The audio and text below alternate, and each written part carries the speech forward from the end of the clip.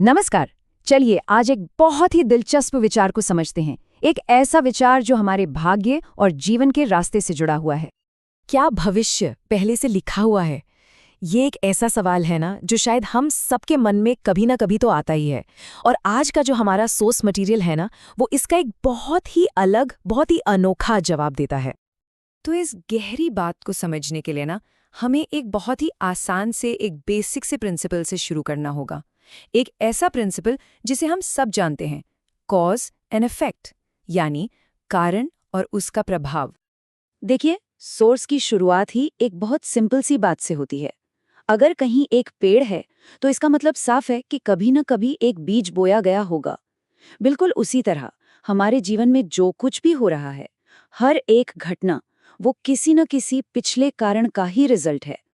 और बस जब ये कारण और प्रभाव की कड़ियां एक के बाद एक जुड़ती चली जाती हैं, तो सोच के देखिए, ये एक ऐसी चेन बन जाती है जिसे तोड़ा नहीं जा सकता, एक अटूट श्रृंखला। और इसी चेन को, इसी सीरीज ऑफ इवेंट्स को हमारा सोर्स कहता है प्राकृतिक समय रेखा।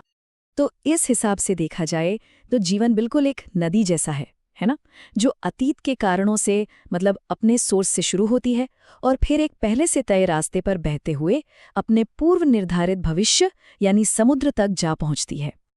ये जो डायग्राम है सोर्स का, ये इसी बात को और क्लियर करता है। जरा इस पर गौर कीजिए। देखिए कैसे पास्ट का इवेंट यानी पॉइंट ए से सीधे फ्यूचर के रिजल्ट यानी पॉइंट ए प्राइम तक एक बिल्कुल सीधी, एक अनब्रेकेबल लाइन खींची हुई है। और ठीक इसी पॉइंट पर सोर्स एक बहुत बड़ा, बल्कि कहूं तो एक थोड़ा चौंकाने वाला दावा करता है। इसका मतलब क्या हुआ? मतलब ये हुआ कि हम अपनी कहानी के राइटर नहीं हैं, बल्कि इस सफर में सिर्फ एक पैसेंजर, एक यात्री हैं जो बस चले जा रहे हैं। तो फिर सवाल ये उठता है कि अगर रास्ता पहले से ही फिक्स है, तो फिर हमारी मर्जी का क्या, हमारे चॉइसेस की क्या वैल्यू है? क्या हमारे पास सच में कोई ऑप्शन है भी या नहीं? अब ये जो अगला डायग्राम है, ये एक बहुत ज़रूरी अंतर समझाता है।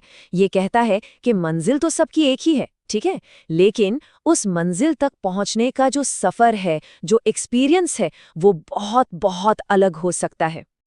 तो सोर्स के मुताबिक हमारे पास दो ही ऑप्शंस हैं। एक, या तो हम नदी के बहाव के साथ साथ आराम से बहते चले जाएं, या फिर दूसरा ऑप्शन है कि हम उस बहाव के खिलाफ उससे लड़कर आगे बढ़ने की कोशिश करें। सफ़र आसान होगा या मुश्किल, ये चॉइस हमारी है। इस फिलॉसफी के हिसाब से हमारा दुख और स्ट्रगल बेसिकली हवा से लड़ने जैसा है। हमें तकलीफ होती ही इसीलिए है क्योंकि हम उस चीज़ को बदलने की जिद करते हैं जो पहले से ही होनी तय है। सोच के देखिए, ये एक ऐसी लड़ाई है जिसे जीता जा ही नहीं सकता। लेकिन हमारे सफ़र का एक्सपीरियंस कैसा होगा? मतलब आसान होगा या मुश्किल? यही बात हमें एक बहुत फेमिलियर कॉन्सेप्ट तक ले आती है। एक ऐसा कॉन्सेप्ट जिसे सोर्स सीधे इस टाइमलाइन से जोड़ता है, और वो है द लॉ ऑफ कर्मा, यानी कर्म का नियम। यहाँ सबसे इंपॉर्टेंट बात समझने वाली ये है कि ये ठीक है, हम मंजिल नहीं बदल सकते, पर हम अपने आज के कर्मों से, अपने आज के एक्शन से अपने सफ़र को ज़रूर बेहतर या बदतर बना सकते हैं। कहते हैं ना, जैसा बीज बोएंगे वैसा ही फल मिलेगा। बस वही बात है। हमारे आज के काम ही वो बीज हैं जो डिसाइड करते हैं कि रास्ते में फूल मिलेंगे या कांटे। और यही वजह है कि हम ये सब कहावतें सदियों से सुनते आ रहे हैं, जैसे कि अच्छा करो तो अच्छा होगा, या जो दूसरों के लिए गड्ढा खोदता है वो खुद उसमें गिरता है। ये सब एक ही सच की तरफ इशारा करती हैं कि भले ही मंजिल तय हो, लेकिन उस मंजिल तक का रास्ता, उसका नक्शा हमारे अपने कर्म ही बनाते हैं। तो इस पूरे नजरिए से प्रैक्टिकल टेकअवे क्या है? मतलब हमें करना क्या चाहिए? सोर्स का कहना है कि सबसे बड़ी प्रॉब्लम ये नहीं है कि रास्ता गलत है, बल्कि ये है कि इंसान अपना सही रास्ता जानता ही नहीं। हमारी सबसे बड़ी चुनौती एक नया नक्शा बनाना नहीं है, बल्कि जो नक्शा हमें मिला हुआ है उसे पढ़ना सीखना है, यानी उस नेचुरल पाथ को पहचानना जिस पर चलने के लिए हम बने ही हैं। तो सॉल्यूशन क्या है? सिंपल। पहले अपने नेचुरल पाथ को पहचानिए। दूसरा, टाइम और इवेंट्स के फ्लो के साथ चलिए, उससे लड़िए मत। तीसरा, रिजल्ट की चिंता किए बिना बस प्रेजेंट में अच्छे कर्म कीजिए, और फिर देखिएगा आपकी इवेंट्स की जो चेन है ना, वो अपने आप ही सुनहरी हो जाएगी।